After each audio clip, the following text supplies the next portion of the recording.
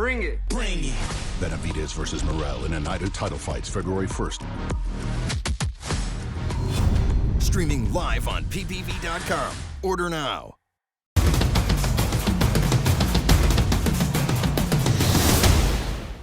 Hey, what's up, everyone? Marcos Villegas here in Las Vegas. Being joined with David Benavidez, who takes on David Morrell this Saturday on a pay-per-view at the T-Mobile. Hey, press conference was entertaining. I love it when fighters do that and we see that and stuff because I feel like it adds to the energy, it adds to the hype. Just overall, though, on things that were said during the press conference, what'd you make overall of Morrell's responses and especially your you getting into it with his manager? I mean, to be honest with you, this has been a really good press run. You know, it's been really successful with all the views we got, all the shit we've been talking. But it's nothing fake. You know, at the end of the day, if I could slap his manager, I would slap him if I wouldn't get in trouble. But this just amplifies to the energy of the fight. You know, David Morrell has been talking a lot about me, but it's funny that when he gets up here, you see his energy is way different. He didn't even want to look at me in my eyes. So me, I'm 100% confident in myself. That's why I'm speaking. I know exactly what I'm going to do. But David Morrell, you shouldn't have talked all that shit. He bit off way more than he could chew. He thought I was never going to accept the fight, and now here we are. And watch what I'm going to do to this dude. In terms of the manager, is what you said, is that true? How'd you hear about that? Talk about that. Yeah. Everything that I said, it just stays up there. I don't want to talk about David Morrell's manager. I don't want to talk about his sparring partner. What we are talking about is that this Saturday, I'm going to put a beating on David Morrell. And that's what it is. To you, David, when you imagine the fight, that beating, how does it look? How have you mentally pictured the fight? I see myself systematically breaking him down. I think I'm just going to overwhelm him with punches. My punches and bunches, it's unlike anybody else in the sport. I'm the #2 most accurate puncher in the sport.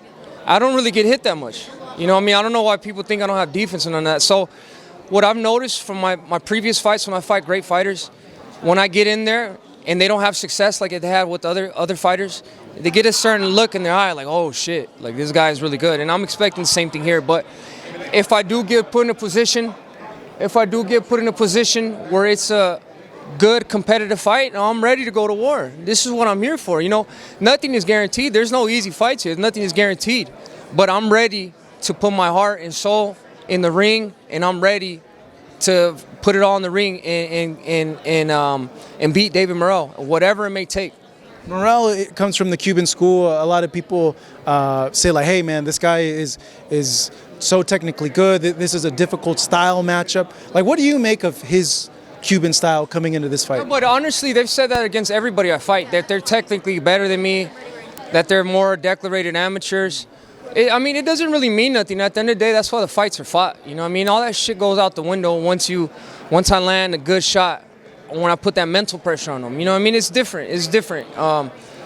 It may look like a fighter has an advantage on the outside but the amateur shit is amateur shit. This is professional.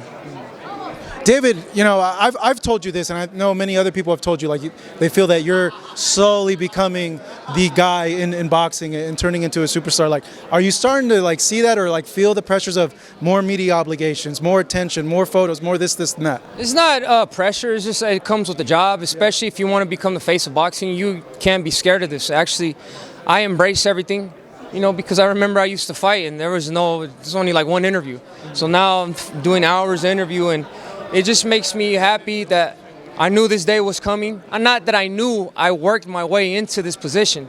And me seeing that, I know that I can manifest anything I want in my life. In terms of moving back down to 168, is that out the window now? I'm not going back down to 168. I don't care if Canelo, if he wanted to fight me and told me to go down to 168, I don't care about that money. I don't care about none of that. I was at 168 for a while. 3 years, I was #1 contender.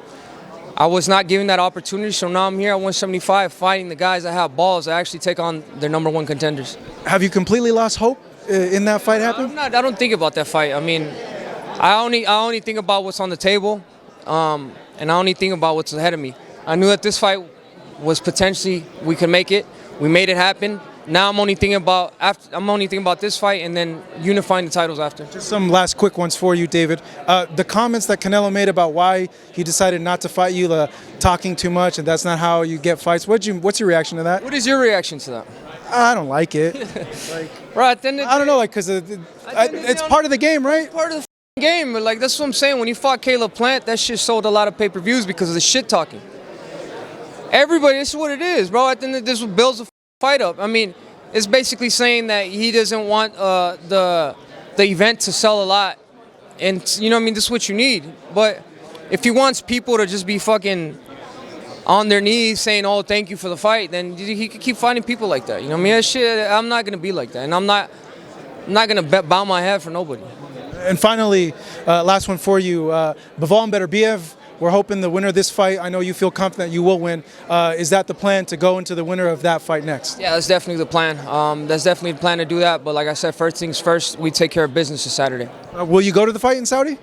Probably not. I've been training for like 5 months, so I'm trying. So, I mean, I don't know. But we'll see. I don't know yet. We'll see. But, you know, I got my son coming in May, too, so I got to prepare everything at home, you know, everything. So, yeah, we're just taking care of business this Saturday. All right. Hey, David, man, appreciate it. Congratulations with everything in your growing family as well. This man right here taking on David Morrell coming up this Saturday on pay-per-view.